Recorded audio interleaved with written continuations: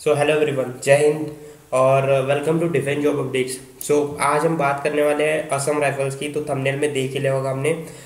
लेकिन उससे पहले एक रिक्वेस्ट है, अगर आप चैनल पे न्यू हैं तो प्लीज़ चैनल को सब्सक्राइब कर दीजिएगा, क्योंकि आपका सपोर्ट अभी हमें चाहिए, क्योंकि अभी हम ग्रो कर रहे हैं, ग्रोइंग स्टेज में है। So make sure to subscribe our channel. So चलो शुरू करते हैं वीडियो को, और मैं आपको नोटिफिकेशन देता हूँ। ये रही उसकी नोटिफिकेशन। आप यहाँ पे देख सकते हो, ये जो रिक्रूटमेंट निकल के है टेक्निकल और ट्रेड्समैन के लिए पोस्ट के लिए है, और इसका नोटिफिकेशन अभी रिलीज किया है असम राइफल्स ने 10 अक्टूबर 2023 को।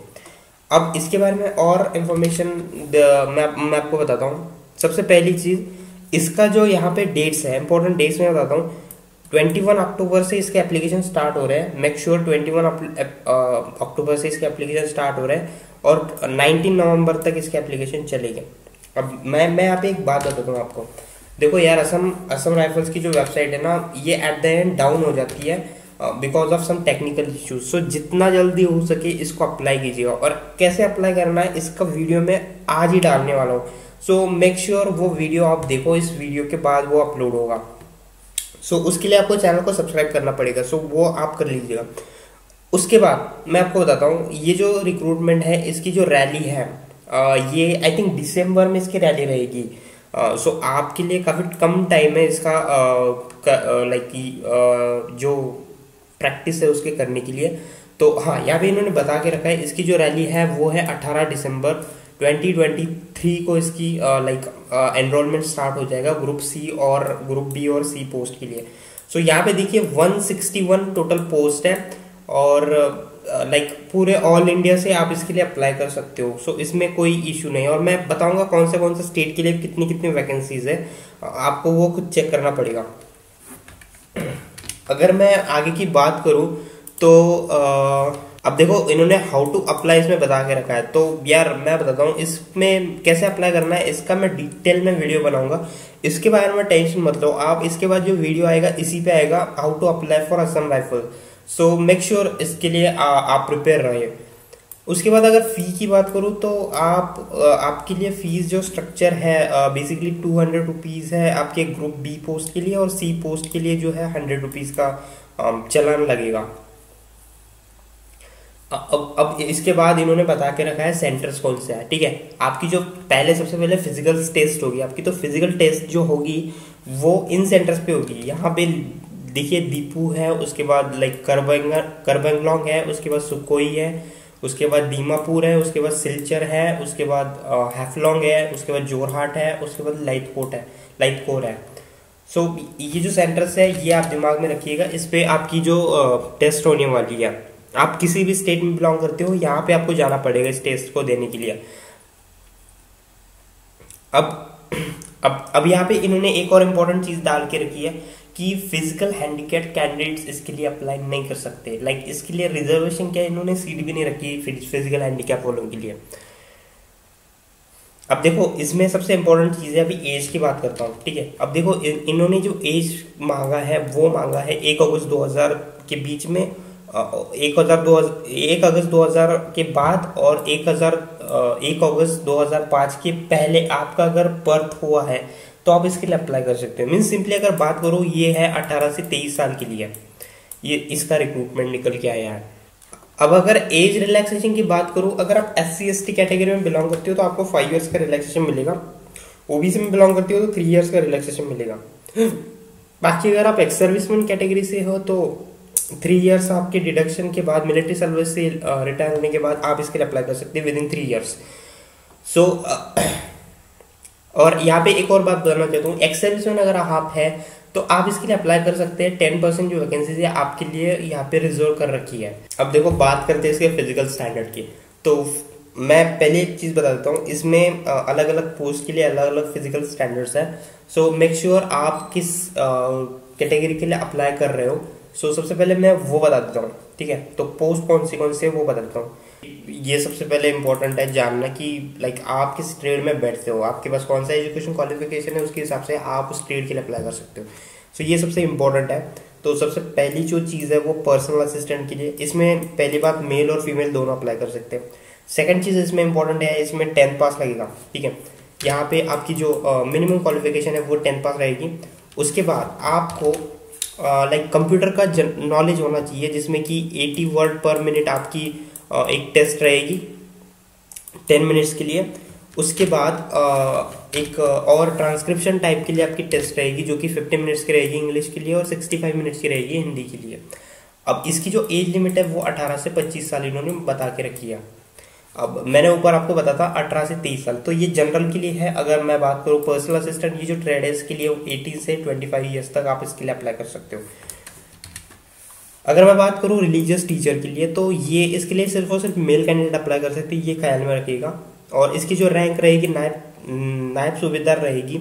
एजुकेशन क्वालिफिकेशन बात करूँ तो ग्रेजुएशन इन माध्यम संस्कृत, लाइक संस्कृत में आपका ग्रेजुएशन होना चाहिए या फिर हिंदी में होना चाहिए। और इसकी जो एज रहेगी 18 से 30 साल इन्होंने बता के रखी है। सो ये आपके ख्याल में होना चाहिए। उसके बाद अगर मैं लाइनमैन फील्ड की बात करूँ तो इसके लिए भी मेल कैंडिडेट से अप्लाई कर सकते हैं। अब इसमें जो रैंक रहेगी राइफलमैन की रहेगी। इसमें एजुकेशन आपका 10 पास चाहिए और आपके पास ITI का सर्टिफिकेट चाहिए इलेक्ट्रिशियन ट्रेड में, ठीक है। सो ये इंपॉर्टेंट है। और इसका जो एज है ये 18 से 30 साल है। तो ये भी ख्याल रखिए। अगर आपके पास ITI है और आपके पास इलेक्ट्रिशियन का सर्टिफिकेट है तो आप इसके लिए अप्लाई कर सकते हो।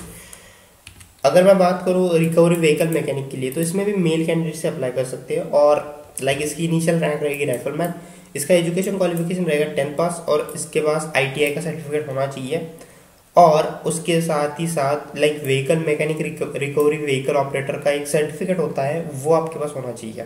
सो इसका जो एज रहे वो 18 से 25 रहेगा। ये आप नोट करते जाइए, आपके ट्रेड के हिसाब से आप देखिए आप किस एज में बैठते हो।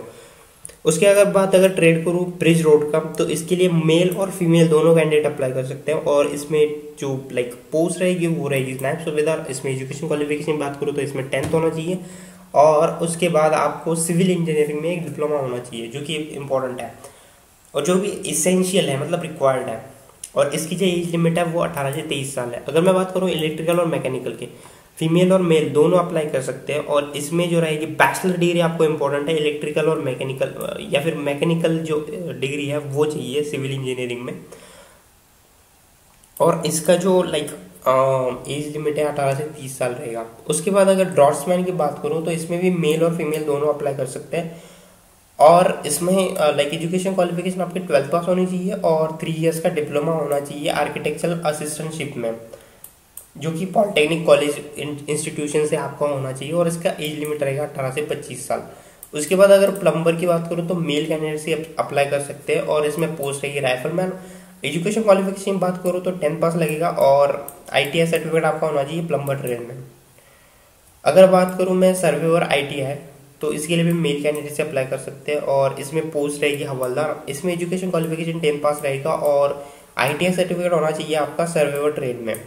उसके बाद अगर मैं ट्रेड जो बात करूँ एक्सरे असिस्टेंट का, इसमें मेल कैंडिडेट से अप्लाई कर सकते हैं और इसमें 10th पास होनी चाहिए और आपके पास एक डिप्लोमा होनी चाहिए रेडियोलॉजी में।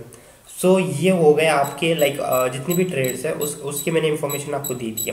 अब आपको जाना है इसमें लाइक फिजिकल टेस्ट में। अब आप जिस ट्रेड में आते हो उस ट्रेड के लिए आपको देखना पड़ेगा। अगर आप एक्सरे असिस्टेंट के लिए अप्लाई कर रहे हो या फिर सर्वेयर के लिए अप्लाई कर रहे हो या फिर लाइनमैन फील्ड के लिए अप्लाई कर रहे हो या फिर प्लम्बर के लिए अप्लाई कर रहे हो या फिर रिकवरी व्हीकल मैकेनिक के लिए अप्लाई कर रहे हो, तो ये आपके फिजिकल स्टैंडर्ड्स हैं, जिसमें कि जो नॉर्मल फिजिकल स्टैंडर्ड्स है वो है 170 आपकी हाइट होनी चाहिए, 80 सेंटीमीटर आपकी चेस्ट होनी चाहिए। अगर आप बिलोंग करते हो गढ़वालीज, कुमाऊज, गोरखाज, डोगराज या फिर मराठाज में, तो आपके लिए 165 सेंटीमीटर हाइट रहेगी, 78 चेस्ट रहेगी। साथ ही साथ उसमें कुछ स्टेट भी दी चुके हैं लाइक असम है, नागालैंड है, मणिपुर है, मिजोरम है, त्रिपुरा है, अरुणाचल प्रदेश, मेघालय, हिमाचल प्रदेश, कश्मीर, लेह लद्दाख। ये अगर स्टेट में आप बिलोंग करते हैं तो आपके लिए चेस्ट रहेगी। अब अगर बात करूँ मैं लाइक रिकवरी व्हीकल मैकेनिक के लिए, थोड़ा सा इन्होंने जो रिलैक्सेशन है वो दे रखा है। अगर आप बिलोंग करते हो नॉर्थ ईस्ट स्टेट में तो आपके लिए हाइट रहेगी 160 सेंटीमीटर और चेस्ट रहेगी 77 सेंटीमीटर। अब अगर मैं बात करूँ नायब लाइक जो ब्रिज और रोड का जो लाइन नायब तहसीलदार है जो ट्रेड है उसके लिए, और इलेक्ट्रिकल और मैकेनिकल के लिए जो ट्रेड है उसके लिए अगर मैं बात करूँ, और हाँ ड्रॉट्समैन के लिए भी एक ट्रेड है उसमें मैं बात करूँ तो 170 है और 155 सेंटीमीटर फीमेल के लिए है। और नॉर्मल चेस्ट 80 सेंटीमीटर उन्होंने बोल रखा है। अगर मैं रिलैक्सेशन की बात करूँ तो सेम ही है जो मैंने ऊपर बता के रखा है। गढ़वाल, डोगराज, मराठा, सिक्किमीज, लेह लद्दाख, कश्मीर से आते हो तो 165 सेंटीमीटर लगेगी उनको हाइट, और फीमेल के लिए 155। और अगर चेस्ट की बात करूँ तो वो 78 सेंटीमीटर, और एक्सपांड करके आपको करनी पड़ेगी 83 सेंटीमीटर। अब अगर लाइक शेड्यूल ट्राइब्स में आते हैं एसटी कैटेगरी में तो 162.5 आपकी सेंटीमीटर हाइट रहेगी, फीमेल के लिए 150 सेंटीमीटर रहेगी। तो और चेस्ट इसकी भी 76 सेंटीमीटर रहेगी और 81 सेंटीमीटर आपकी एक्सपेंडेड रहेगी। अब इसके बाद अगर मैं बात करूँ वारंट ऑफिसर पीए के लिए तो इसमें जो जनरल है 165 सेंटीमीटर आपकी हाइट है, फीमेल के लिए 155 सेंटीमीटर, नॉर्मल आपकी 77 सेंटीमीटर, एक्सपेंडेड रहेगी 82 सेंटीमीटर। सेम रिलैक्सेशन है जो मैंने डिस्ट्रिक्ट जो स्टेट बताया उनके लिए बताइए 162.5 सेंटीमीटर, और फीमेल के लिए है 150 सेंटीमीटर। सो अगर चेस्ट की बात करूँ 77 सेंटीमीटर मैंने बता के रखी है। अब एस टी कैटेगरी में बिलोंग करते हो तो सेम ही हाइट है जो कि ऊपर बता के रखी है। और अगर मैं बात करूँ लाइक रिलीजियस टीचर के लिए तो इसके लिए 170 सेंटीमीटर और 80 सेंटीमीटर हाइट बता लाइक हाइट जो है मेल के लिए 170 सेंटीमीटर और चेस्ट जो है 80 सेंटीमीटर चाहिए। और सेम जो स्टेट मैंने बता के रखे हैं नॉर्थ ईस्ट वाले, और जो लाइक कुमाऊस, गढ़वाल, गोरखा, डोगरा और मराठा कैटेगरी में अगर बिलोंग करते हो तो 165 सेंटीमीटर आपकी हाइट होनी चाहिए और 78 सेंटीमीटर आपकी चेस्ट होनी चाहिए। अब सबसे पहली चीज़ इसमें सिलेक्शन प्रोसीजर की बात करूँ तो इसमें फिजिकल एफिशिएंसी टेस्ट रहेगी, तो जिसमें आपकी रनिंग रहेगी। सबसे पहले रनिंग रहेगी जिसमें कि आपको मेल कैंडिडेट्स के लिए, अगर आप है मेल कैंडिडेट कैटेगरी में बिलोंग करते हो तो 5 किलोमीटर आपकी रनिंग रहेगी जो कि 24 मिनट्स में आपको क्लियर करनी पड़ेगी। फीमेल कैंडिडेट है अगर तो 1.6 किलोमीटर आपको दौड़ना पड़ेगा 8.30 मिनट्स में। अगर आप लद्दाख रीजन में बिलोंग करते हो तो मेल कैंडिडेट्स के लिए 1.6 किलोमीटर दौड़ना पड़ेगा 7 मिनट्स के अंदर, और फीमेल कैंडिडेट्स को 800 मीटर दौड़ना पड़ेगा 5 मिनट्स के अंदर। सो ये आप अपने लाइक दिमाग में बिठा दीजिए कि आपको जो कैटेगरी है, अगर आप लद्दाख कैटेगरी में बिलोंग करते हो तो आपके लिए रिलैक्सेशन है फिजिकल स्टैंडर्ड में। एल्स में आपको 5 किलोमीटर दौड़ना पड़ेगा अगर मेल कैंडिडेट है, फीमेल है तो लाइक 1.6 किलोमीटर दौड़ना पड़ेगा। उसके बाद यहाँ पे दे रखा है आपके लाइक जो भी स्टेट है, लाइक स्टेट वाइज आपकी जो पोस्ट है वो दे रखे हैं, तो आप जिस पोस्ट के लिए अप्लाई कर रहे हो ना उसके लिए यहाँ पे अपना लाइक जो किस ट्रेड के लिए कितने एप्लीकेशन है ये यहाँ पे आप चेक कर सकते हो। सो ये आपको चेक करना है और उसके बाद आपको मेक श्योर करना है किस स्टेट से आपको अप्लाई करना है। सो आई होप यार ये काफ़ी थोड़ा लंबा हो गया वीडियो, बट डोंट वरी, आपको सब कुछ समझ आ गया होगा इसमें। सो इसको अप्लाई कैसे करना है इसका नेक्स्ट वीडियो आ रहा है, और अगर आप चैनल पे न्यू है तो प्लीज़ चैनल को सब्सक्राइब कर दीजिएगा। तो थैंक यू, जय हिंद।